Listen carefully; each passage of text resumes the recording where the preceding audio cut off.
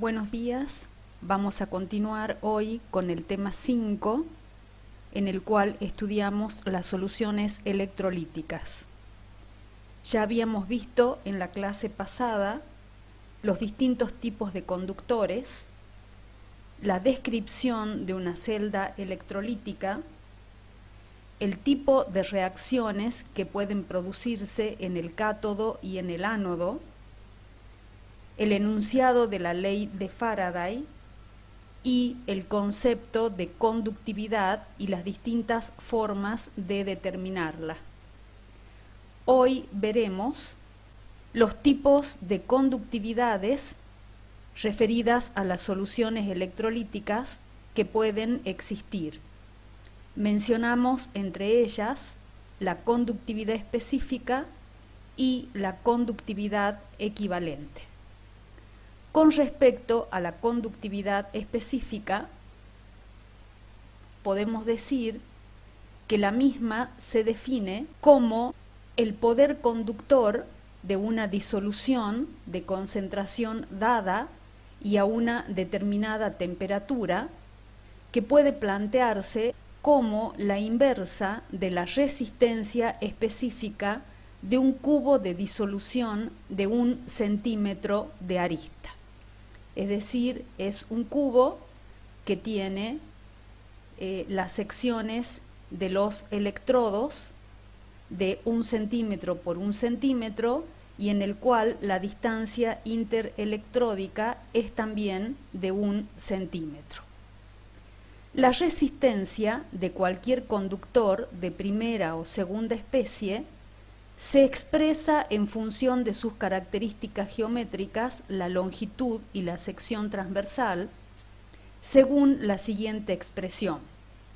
R, la resistencia, es igual a una constante de proporcionalidad y es directamente proporcional a la longitud del conductor.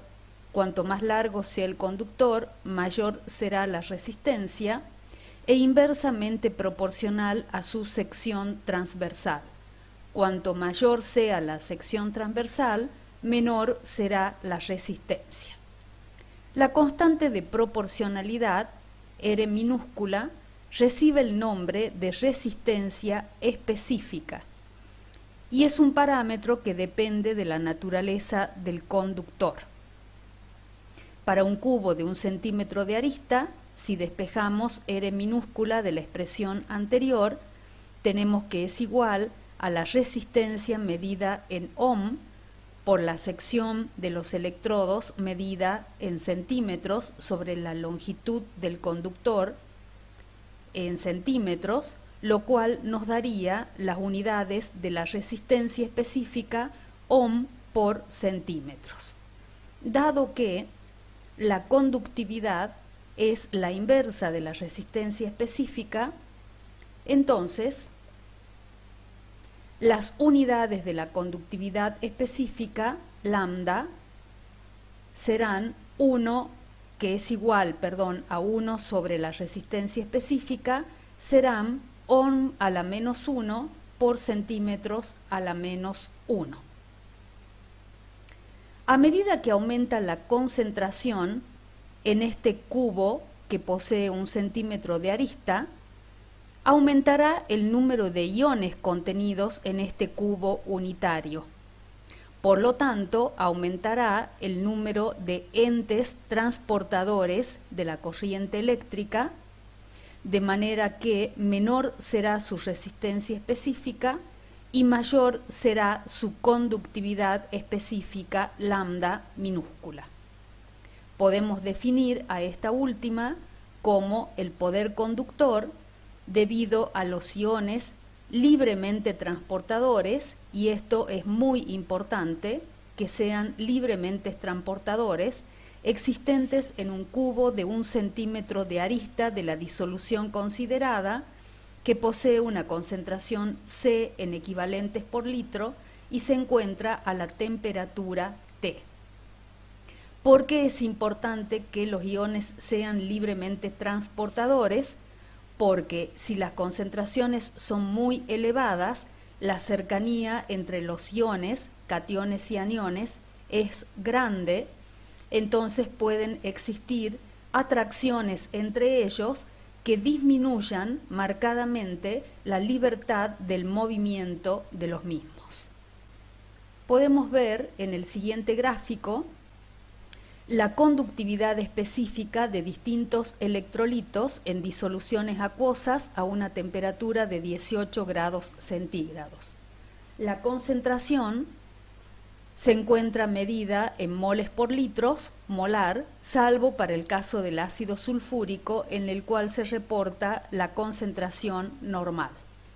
Podemos ver entonces que a bajas concentraciones la conductividad específica se incrementa en forma lineal con la concentración y posteriormente pasa por un máximo para luego caer a concentraciones elevadas. Por lo general, nosotros trabajamos a concentraciones que se encuentran por debajo de 5 molar, ya concentraciones de 10, 15, 20 molar son muy elevadas y prácticamente no se usan en el laboratorio. Entonces, si hacemos un gráfico de la conductividad específica en función de la normalidad, pero para concentraciones moderadas, como por ejemplo 5 normal o 10 normal, observamos que a bajas concentraciones la conductividad específica se incrementa con la concentración y el incremento es un incremento lineal. Esto ocurre porque al aumentar la concentración aumenta el número de iones transportadores en el cubo líquido unitario. Posteriormente pasa por un máximo y se inicia la caída de la concentración. A concentraciones moderadas la caída es leve y esto ocurre como consecuencia de la formación de pares iónicos, como por ejemplo este conjunto que está conformado por un catión y un anión y que tiene una carga neutra 0, o bien tripletes, como por ejemplo este conjunto que está conformado por un catión, un anión y otro catión, y la carga del conjunto es +1. Entonces se observa la disminución, en este caso, de los entes transportadores de carga, ya que este conjunto tiene una carga neutra igual a 0, y también se observa la disminución de los entes transportadores de la corriente eléctrica. Antes teníamos 2, ahora no tenemos ninguno porque este no tiene carga, y acá teníamos 3 y ahora tenemos un único ente transportador con una carga igual a +1. Continuamos ahora con la conductividad equivalente. La conductividad equivalente, que se denomina con la letra griega lambda mayúscula, se define como el poder conductor debido a la totalidad de iones transportadores que provee un equivalente gramo de electrolito en la disolución considerada, que posee una concentración C en equivalentes por litro y se encuentra a la temperatura T, cuando el volumen donde está contenido el mismo es el volumen equivalente y está comprendido entre 2 electrodos distantes 1 centímetro. El volumen que contiene un equivalente recibe el nombre de dilución y es igual a la inversa de la concentración. B', medido en litros por equivalente, es igual a 1 sobre la concentración expresada en equivalentes por litro, o bien B expresado en centímetros cúbicos por equivalentes es igual a 1000 sobre C en equivalentes por litro, donde el 1000 me permite transformar los litros a centímetros cúbicos. En este caso, la conductividad es siempre debida a los iones transportadores que provee un equivalente, pero la disolución puede tener distintas concentraciones. podría ser una disolución 0,001 normal, 0,1 normal, 1 normal, 5 normal o cualquier otro valor. Pero la conductividad es debida a los equivalentes que provee, a los iones, perdón, que provee un equivalente. De manera que, por ejemplo, si la concentración es 0,1 normal, tendré 0,1 equivalentes en un litro, es decir, tendré 0,1 equivalentes en 1000 centímetros cúbicos. Por lo tanto, un equivalente de electrolito va a estar contenido en 10.000 centímetros cúbicos. Es decir, que entre los electrodos deberán estar contenidos 10.000 centímetros cúbicos. Ahora, la distancia entre los electrodos es siempre de 1 centímetro. Por lo tanto, si los volúmenes varían acorde a la variación de la concentración, las superficies variarán igual de la misma manera que se modifican los volúmenes. El volumen contenido entre los electrodos puede ser expresado como la sección de los electrodos multiplicada por la distancia interelectródica. Dado que la distancia interelectródica es igual a 1 centímetro, entonces la superficie de los electrodos será de 10.000 centímetros cuadrados cuando la concentración de la solución sea 0,1 normal. De esta forma, si los electrodos, por ejemplo, son cuadrados, porque también podrían ser rectangulares, si fuesen cuadrados, sacamos la raíz cuadrada de 10.000 centímetros cuadrados y nos queda que cada lado del electrodo deberá tener 100 centímetros. Es decir que cuando la concentración es 0,1 normal, los electrodos serán de 1 metro por 1 metro y estarán separados 1 centímetro. En la siguiente gráfica se puede observar esto.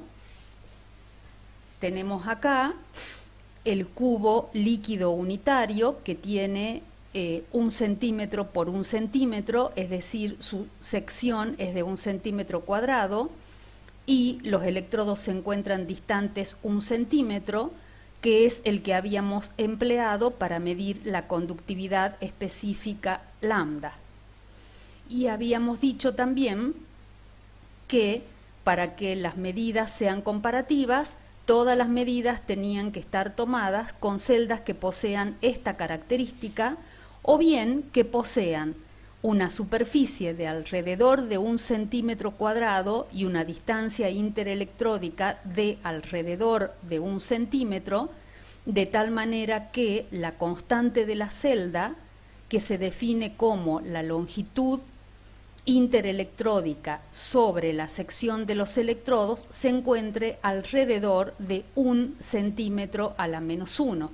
Entonces, si la celda no tiene específicamente estas dimensiones, se podrán medir las conductividades y multiplicarla por la constante de la celda para llevar todas las medidas estandarizadas con este tamaño de celda. Bueno, en lo que respecta a la conductividad equivalente lambda mayúscula, los electrodos están separados 1 centímetro, pero las secciones transversales de los electrodos se modificarán de tal manera de que entre los electrodos esté contenido el volumen equivalente, que es el volumen que contiene a un equivalente de electrolito, cualquiera sea su concentración. Y estas secciones y el volumen comprendido entre ellas se irá incrementando cada vez más cuanto más baja sea la concentración. A menor concentración voy a necesitar un volumen más grande para que contenga un equivalente e irán disminuyendo cuando las concentraciones, por el contrario, se incrementen. Si volvemos a la diapositiva anterior, observamos que para concentraciones 0,001 normal, los electrodos tendrían que ser de 3,16 metros por 3,16 metros y estar separados 1 centímetro, en tanto que si la concentración fuese 1 normal, los electrodos, si son cuadrados, podrán ser de 31,6 centímetros por 31,6 centímetros, y si la concentración es 5 normal, haciendo un procedimiento similar a este, encontraremos que la sección, el lado de los electrodos será de 14,14 centímetros por 14,14 centímetros. De manera que podemos concluir acá que en el laboratorio lo que es factible medir es la conductividad específica, dado que los equipos tendrán electrodos de estas dimensiones o bien similares, y con el cálculo de la constante de la celda se podrá hacer la determinación. Sin embargo, no podremos determinar en el laboratorio de manera experimental la conductividad equivalente, porque los electrodos de los conductímetros que se emplean tienen que estar estandarizados, salvo que hiciéramos una experiencia piloto en la cual nosotros construyéramos los electrodos del tamaño que corresponde para poder realizar una medida de la conductividad equivalente. Si bien no podemos determinar la conductividad equivalente en el laboratorio, sí podemos calcularla a partir de la conductividad específica. La conductividad específica, medida en ohm a la menos 1 por centímetros a la menos 1, es la conductividad debida a los iones transportadores que se encuentran contenidos en una porción de líquido de 1 centímetro cúbico, en tanto que la conductividad equivalente es la conductividad debida a los iones que provienen de un equivalente, los cuales están contenidos en el volumen equivalente. De manera que la conductividad equivalente puede calcularse como la conductividad específica por el volumen equivalente. Lambda mayúscula será igual a lambda minúscula en ohm a la menos 1 por centímetros a la menos 1 por el volumen equivalente expresado en centímetros cúbicos por equivalente, de manera que las unidades me quedan en ohm a la menos 1, acá voy a simplificar uno de los centímetros y me quedará centímetros cuadrados, y equivalentes a la menos 1. Vemos entonces que la conductividad equivalente es directamente proporcional a la dilución. Cuanto mayor sea la dilución, mayor será la conductividad equivalente. Acá vemos entonces que la conductividad equivalente crece con la dilución. A baja dilución, lo cual corresponde a concentraciones elevadas, existen interacciones entre los iones, lo cual me disminuye el grado de disociación del electrolito y obtengo grados de disociación menores a 1. Por lo tanto, como cualquiera de estas conductividades son conductividades debidas a iones que provienen de un equivalente, el número de iones que proviene de un equivalente será menor cuando la concentración es elevada, como consecuencia de las interacciones. Por otra parte, cuando la dilución es muy grande, lo cual significa que la concentración es muy pequeña, ya no existirán interacciones entre sí, de manera que la disociación del electrolito podrá ser total porque la solvatación es máxima, alfa es igual a 1, y el número de iones que proviene de un equivalente será el máximo número de iones que puedo tener. De esta manera vemos entonces que la conductividad equivalente aumenta con la dilución, a diferencia de la conductividad específica que aumentaba con la concentración. Si en este mismo gráfico dibujamos la conductividad específica, observaremos que la conductividad específica disminuye a medida que aumenta la dilución. Veamos entonces el concepto de conductividad equivalente a dilución infinita lambda 0. Repasando, dijimos que a dilución infinita la concentración es tan baja que el comportamiento de la solución es ideal. Como consecuencia de esto, el grado de disociación es igual a 1. No existen interacciones entre los iones, por lo tanto los iones pueden moverse libremente, no se encuentran frenados por la atracción entre ellos, dado que no existe atracción, y se obtiene lambda 0, que es un valor constante y característico de cada soluto. Este valor no representa la conductividad del solvente puro, representa la conductividad del electrolito que se encuentra infinitamente diluido en una disolución. ¿Cómo se explica que a partir de un determinado volumen, que podemos denominarlo B0, la conductividad equivalente a dilución infinita se mantenga constante? Si a partir de este volumen producimos la dilución de la disolución al doble, es decir, llevamos el volumen a 2 veces B0, entonces la conductividad específica en un cubo líquido unitario de esa disolución diluida disminuirá a la mitad porque la disolución fue diluida al doble, de tal manera que si simplificamos los dos, me quedará lambda 0 mayúscula igual a la conductividad específica por B0. De la misma manera, si diluimos n veces la disolución, yo tendré n por B0 será el volumen y la conductividad específica será lambda 0 dividida n en el cubo líquido unitario, de tal manera que podemos simplificar n y nos quedará que lambda 0 mayúscula, es decir, la conductividad equivalente a dilución infinita, será igual a la conductividad específica multiplicada por B0.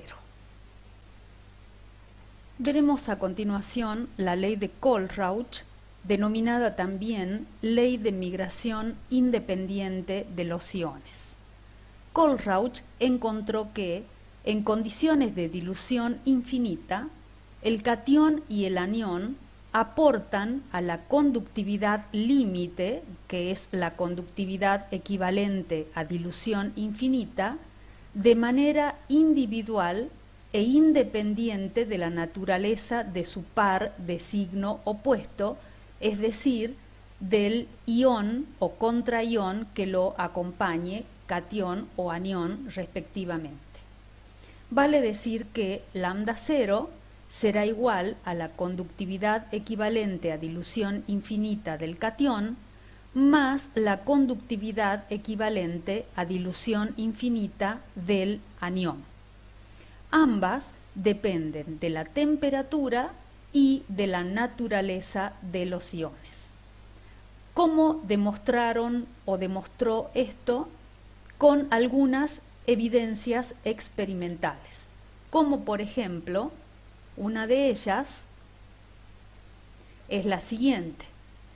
Se determinó la diferencia de conductividades equivalentes a dilución infinita de dos sales con un ión común, como por ejemplo de cloruro de potasio y de cloruro de sodio, donde el ión común es el ión cloruro.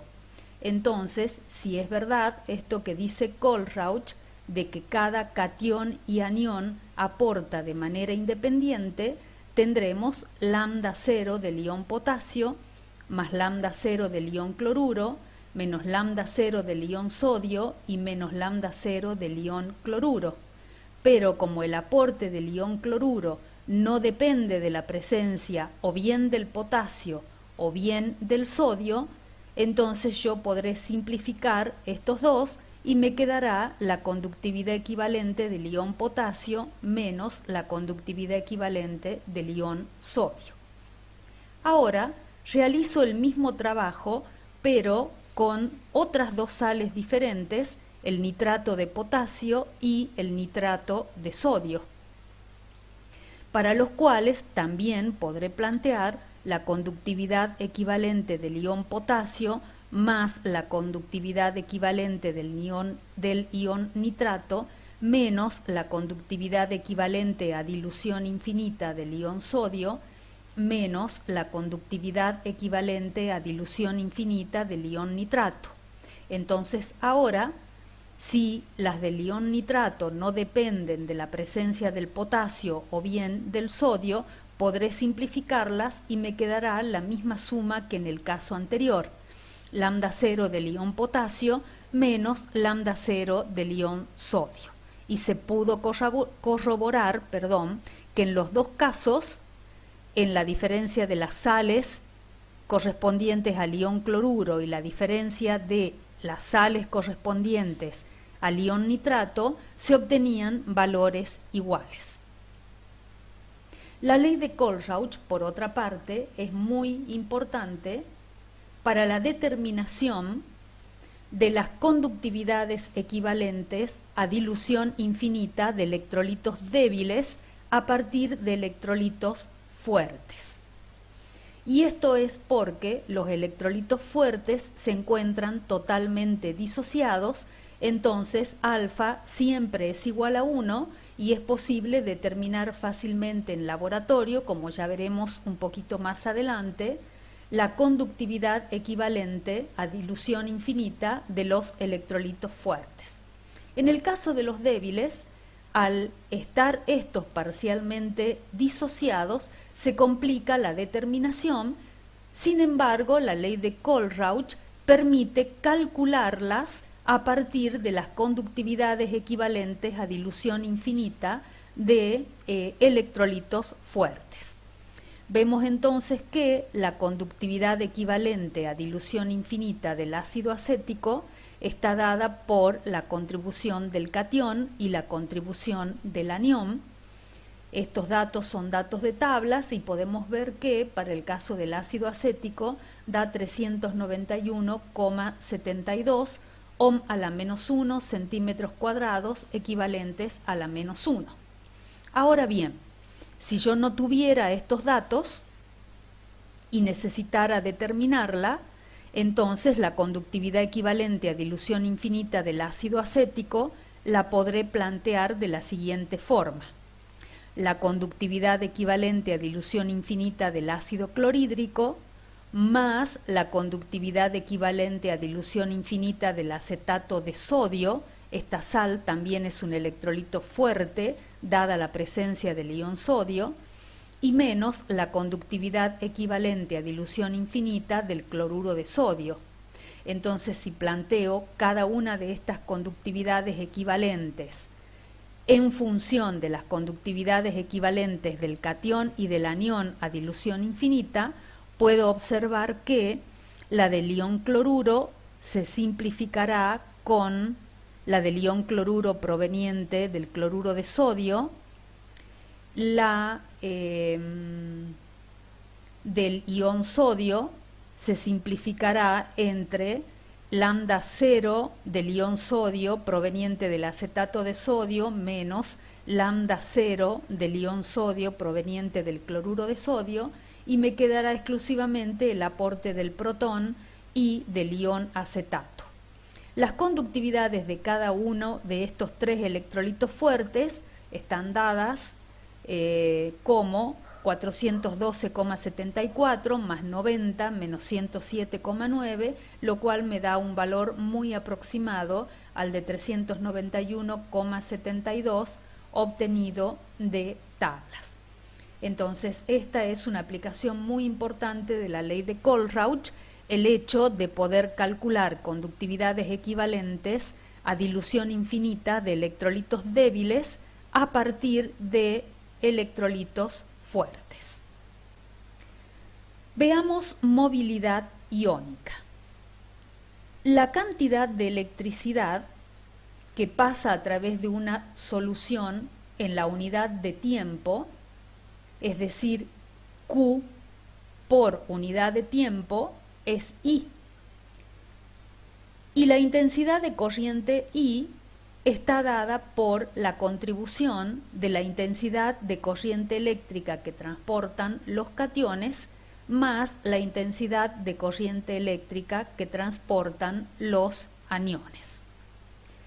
Si definimos U más y B menos como las velocidades de los iones del catión U más y del anión B menos, expresadas en centímetros por segundos, C más y C menos, las concentraciones equivalentes, expresadas en equivalentes por centímetros cúbicos, S, la sección transversal de los electrodos, expresada en centímetros cuadrados, L, la distancia interelectródica en centímetros, y E, la fuerza electromotriz o diferencia de potencial aplicada expresada en voltios.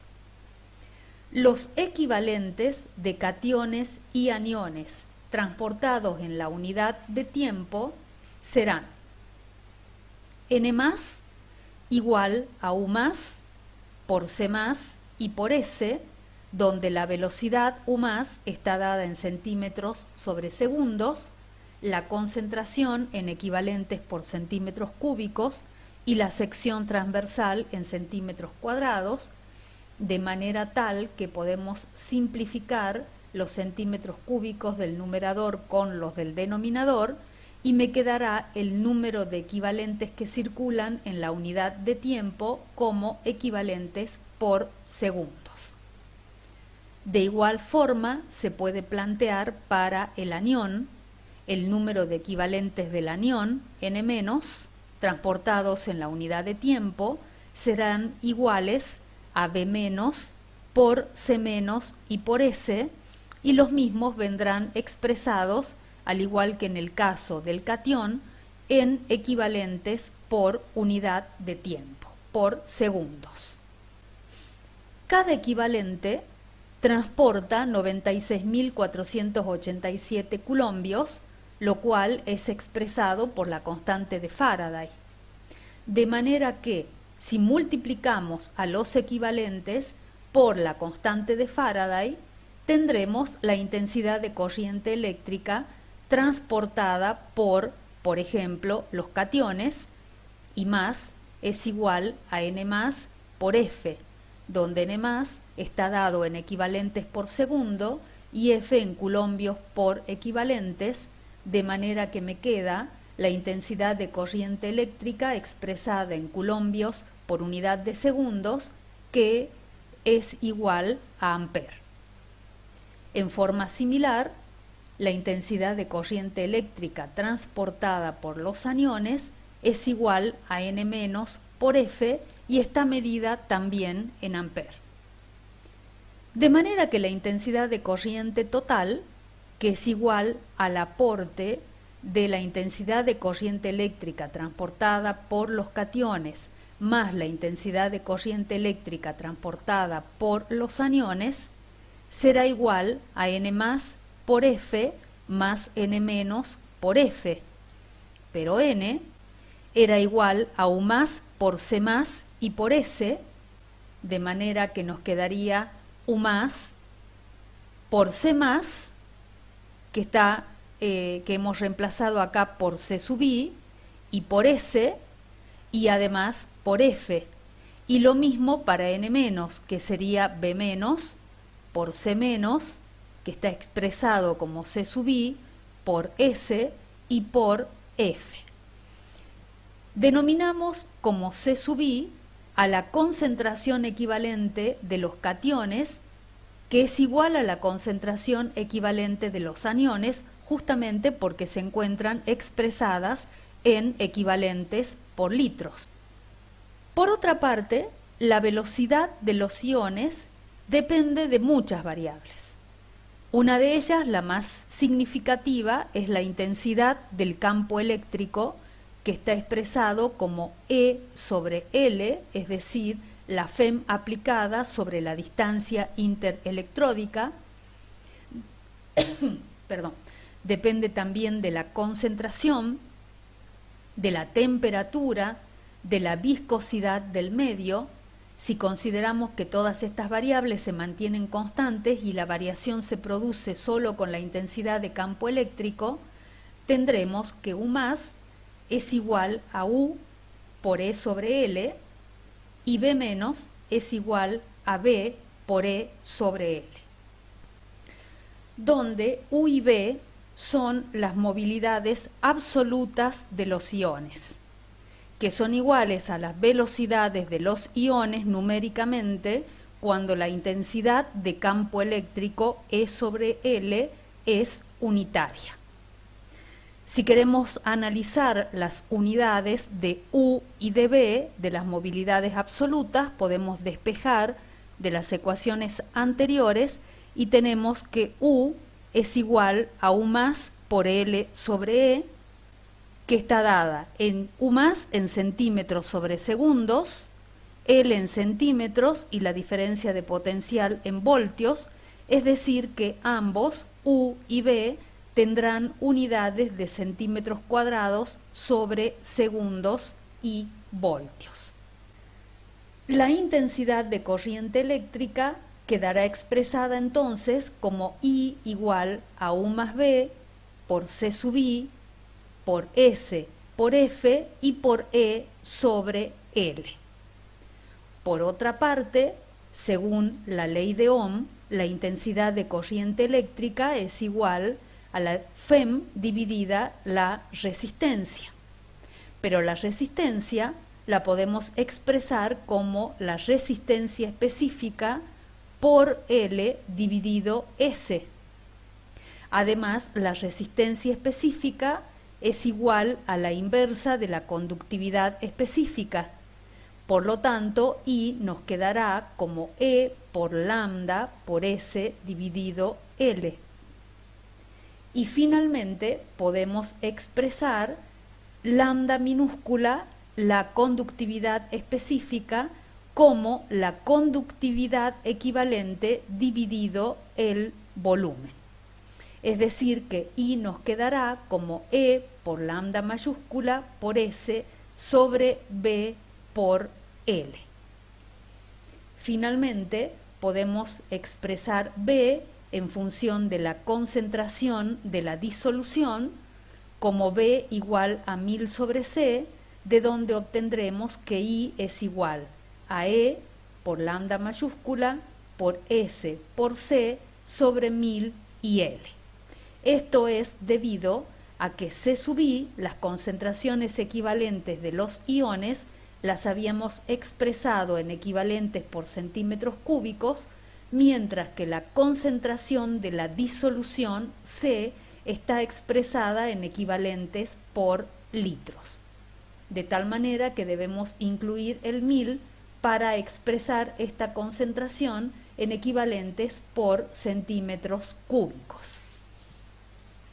Igualando ambas expresiones de la intensidad de corriente eléctrica, la 1 y la 2, tenemos que E por lambda mayúscula por S por C sobre 1000 por L es igual a U más B por C sub I por S por F y por E sobre L, de donde vemos que podemos simplificar la diferencia de potencial, podemos simplificar la longitud interelectródica, podemos simplificar también las secciones transversales de los electrodos y nos quedará la expresión reducida a lo siguiente: lambda por C sobre 1000 igual a U más B por C sub I y por F.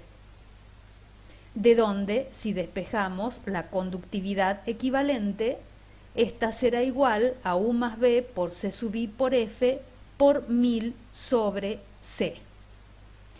Ahora bien, analizaremos lo que ocurre para un electrolito fuertemente disociado y para un electrolito débil. En el caso del electrolito fuerte, C sub I por 1000 sobre C va a ser igual a 1, mientras que en el caso del electrolito débil, porque esta es la relación, entre las concentraciones equivalentes de los iones y la concentración de la disolución. Mientras que para el electrolito débil, C sub I por 1000 sobre C va a ser igual al grado de disociación alfa. Entonces, reemplazaremos esto en la expresión anterior para cada uno de los tipos de electrolitos mencionados. Y además, definiremos U y B, las movilidades iónicas, como U mayúscula igual a U por F y B mayúscula igual a B por F. Si analizamos las unidades de las movilidades iónicas, tenemos que la unidad de U minúscula es centímetros cuadrados sobre segundos y voltios por coulombios sobre equivalentes, que me quedaría centímetros cuadrados sobre segundos y voltios por coulombios, que es amper por segundo, sobre equivalentes, con lo cual podemos simplificar los segundos. Además, voltios sobre amper es igual a ohm, y me quedará centímetros cuadrados sobre ohm y equivalentes, es decir, ohm a la menos 1, centímetros cuadrados equivalentes a la menos 1. Con lo cual observamos que las movilidades iónicas poseen idénticas unidades a las conductividades equivalentes. De manera que para un electrolito fuerte, lambda será igual a U más B y por 1, y para un electrolito débil, lambda será igual a U más B y va multiplicado por el grado de disociación alfa. Analicemos ahora qué ocurre a dilución infinita. Es decir, a dilución infinita la concentración es tan baja que las especies están totalmente solvatadas y separadas, disociadas, el grado de disociación tiende a 1, y entonces tendremos que lambda 0 será igual a U0 más B0, cualquiera sea el tipo de electrolito fuerte o débil, donde U0 y B0 se definen como las movilidades máximas de los iones. Para una determinada concentración C, U y B son las movilidades iónicas, y esas movilidades son máximas cuando la disolución se encuentra a dilución infinita. Y sus unidades, lógicamente, al igual que en el caso anterior, coinciden con las de la conductividad equivalente. Es decir, tendríamos que lambda 0 es igual a U0 más B0, pero según la ley de Kohlrausch, lambda 0 además es igual a la conductividad equivalente a dilución infinita del catión más la conductividad equivalente a dilución infinita del anión. Y además este conjunto es igual a U más B multiplicado por F. De manera que podré expresar U como la conductividad equivalente a dilución infinita del catión sobre la constante de Faraday, y de igual forma B igual a la conductividad equivalente a dilución infinita del anión dividido F. Es decir que, repasando, son varios los conceptos que tenemos. Tenemos en primer lugar la velocidad de los iones, U más y B menos, expresadas en centímetros sobre segundos. En segundo lugar, tenemos las movilidades absolutas de los iones, que son coincidentes con las velocidades de los iones numéricamente cuando la intensidad de campo eléctrico es unitaria. Sin embargo, sus unidades son centímetros cuadrados sobre segundos y voltios. Tenemos también las movilidades iónicas U y B, que poseen unidades, las unidades correspondientes a la conductividad equivalente, y las movilidades máximas, que son las movilidades iónicas cuando las soluciones se encuentran infinitamente diluidas, lo cual permite que la movilidad de las especies iónicas sea la máxima posible. La ley de dilución de Ostwald. Los ácidos y bases fuertes se encuentran totalmente disociados en soluciones electrolíticas. Sin embargo, los ácidos y bases débiles se encuentran parcialmente disociados, existiendo un equilibrio entre los iones formados y las moléculas sin disociar. Podemos aplicar la ley de acción de masas para encontrar las constantes de equilibrio de disociación de ácidos o bases. Consideremos, por ejemplo, un ácido como el ácido acético, que posee un grado de disociación alfa. La reacción de disociación es el ácido acético, que se encuentra en equilibrio con los iones acetatos más los protones formados. Cuando se alcance el equilibrio químico, tendremos, si la concentración del ácido acético es C y el grado de disociación es alfa, tendremos una cantidad de iones acetatos igual a C por alfa y de protones iguales a C por alfa. Sin embargo, la cantidad de moléculas neutras de ácido acético será igual a C por 1 menos alfa.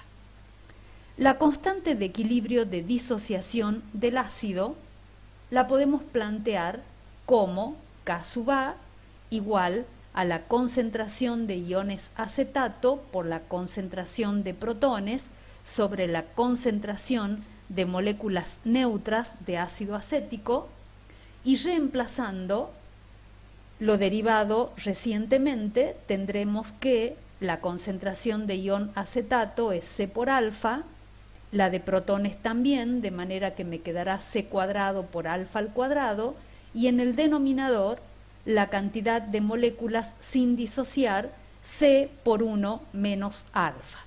Si simplificamos la concentración, nos quedará C por alfa al cuadrado sobre 1 menos alfa.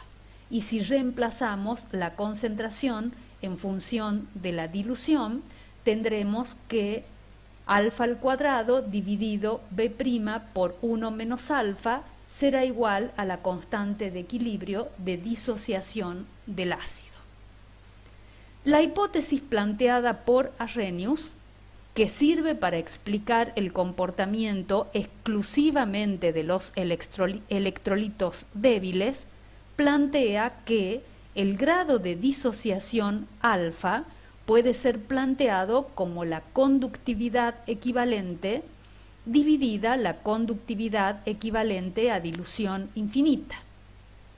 Esto es, la conductividad equivalente debida a los iones que genera un equivalente en una disolución de concentración C, dividida la conductividad equivalente debida a los iones que genera un equivalente en condiciones de dilución infinita. Entonces, esto lo podemos interpretar, por ejemplo, para una dada concentración C, la dilución B' igual a 1 sobre C, me dará para una disolución que tenga esta dilución, o bien su inversa, que es la concentración, me dará una conductividad equivalente lambda. Pero, si consideramos la conductividad equivalente cuando la disolución se encuentra a dilución infinita, que es cuando tiene el máximo grado de disociación posible, tendremos el valor de lambda 0. Entonces, para un ácido que tenga una concentración dada por la inversa de B', tendremos que el grado de disociación será igual al valor de lambda dividido el valor de lambda 0. Y así para cualquier otra concentración o dilución que pueda tener la disolución. Reemplazando entonces la hipótesis de Arrhenius en la constante de equilibrio de disociación del ácido, tenemos que K sub A es igual a lambda sobre lambda 0 al cuadrado sobre B' por 1 menos lambda sobre lambda 0. Y reordenando matemáticamente se obtiene lambda al cuadrado sobre lambda 0 por lambda 0 menos lambda y por B'. Esta expresión representa la ley de dilución de Ostwald. Si determinamos la conductividad equivalente para distintas diluciones, el valor de K sub A debería mantenerse aproximadamente constante, dado que es una constante de equilibrio que se modifica cuando uno modifica la temperatura. Sin embargo, si uno a la misma temperatura modifica la concentración y por lo tanto la dilución, el valor de la constante de equilibrio de disociación debería ser idéntico, siempre y cuando la hipótesis de Arrhenius se cumpla. Como la hipótesis de Arrhenius se cumple, pero no con la máxima exactitud, se observan para distintos valores de dilución, a los cuales corresponden distintos valores de conductividad equivalente, una ligera modificación en la constante de equilibrio de disociación del ácido. Los electrolitos se clasifican en electrolitos débiles y electrolitos fuertes. Los débiles se encuentran parcialmente disociados en disolución, muestran reacciones de tipo reversibles entre las moléculas neutras y los iones formados, como vimos recién para el ácido acético. En tanto que los electrolitos fuertes se encuentran totalmente disociados en disolución, provocan exclusivamente la formación de iones y con reacciones de tipo irreversibles.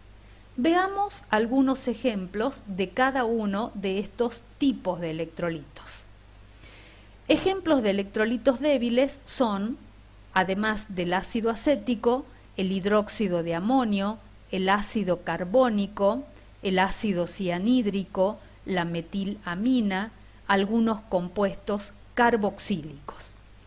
El grado de disociación planteado por Arrhenius para los mismos da un valor aproximado del grado de disociación, bastante aproximado, diría yo, y K sub A se modifica levemente con la concentración.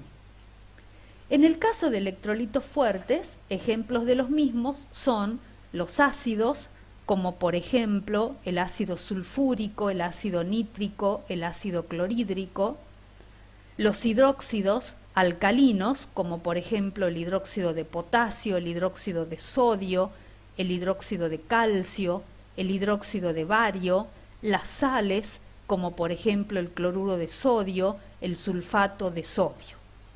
Para ellos, el grado de ionización es igual a la unidad, a cualquier concentración, porque en realidad ellos se encuentran ionizados inclusive cuando se encuentran al estado sólido. ¿Cuáles son los factores que determinan la conductividad? Por un lado tenemos el número de iones y por otro lado tenemos la velocidad de los iones.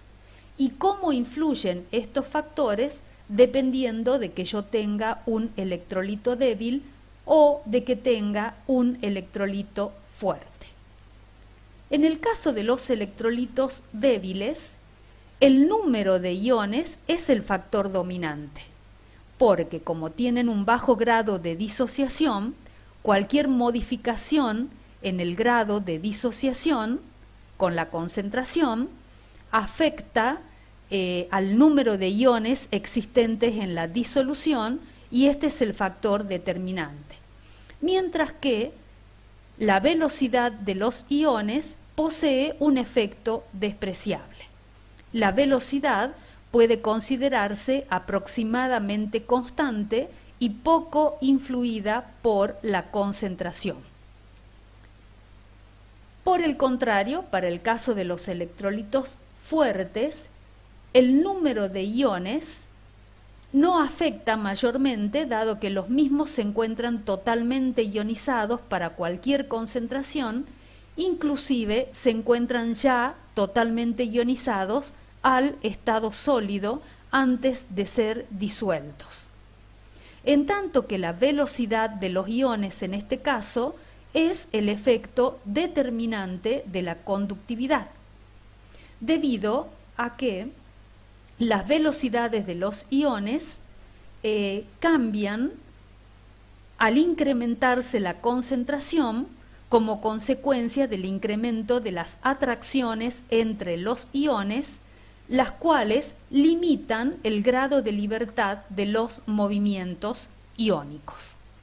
Entonces, en el caso de los electrolitos fuertes, veamos qué ocurre en función de la concentración.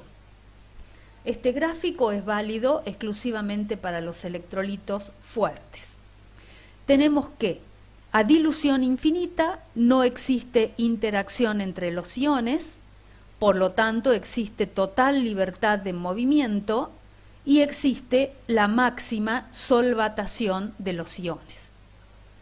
Cuando se incrementa la concentración, aparecen las interacciones electrostáticas entre los iones y los mismos empiezan a apartarse del comportamiento ideal.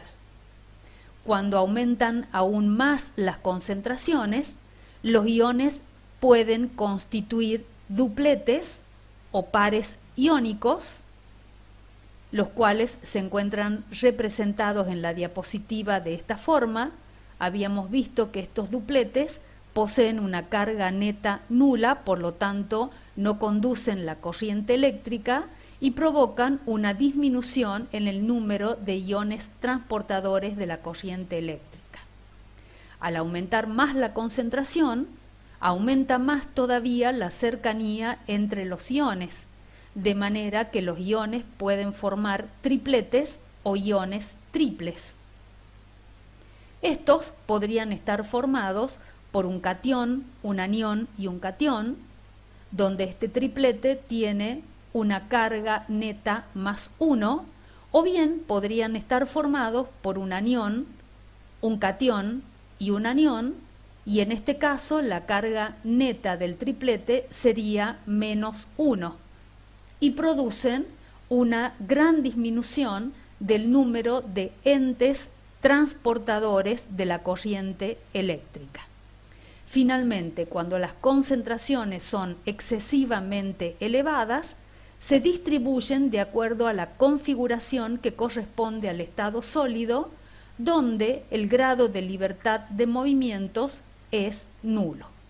De manera que, bueno, en este extremo, por lo general, nunca trabajamos, pero lo que ocurre a medida que aumenta la concentración es que si bien se encuentran totalmente ionizados, porque para cualquier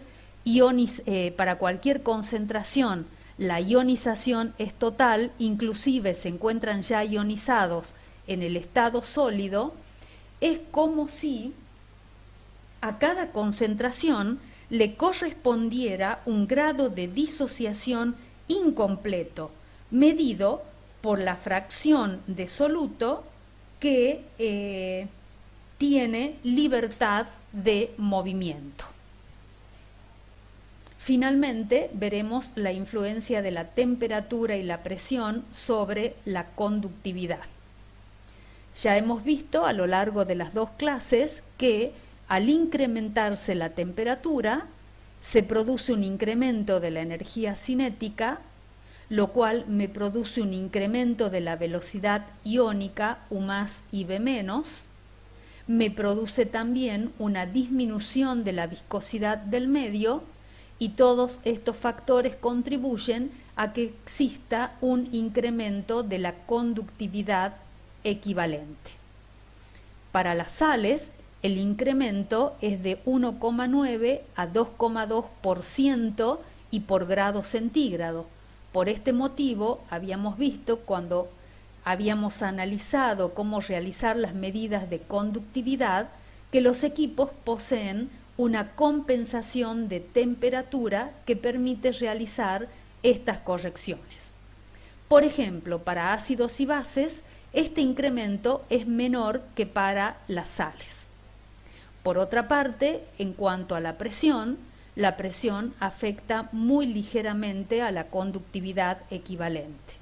Un incremento de la presión produce un incremento de la viscosidad del medio, lo cual produce una ligera disminución de la conductividad equivalente a dilución infinita.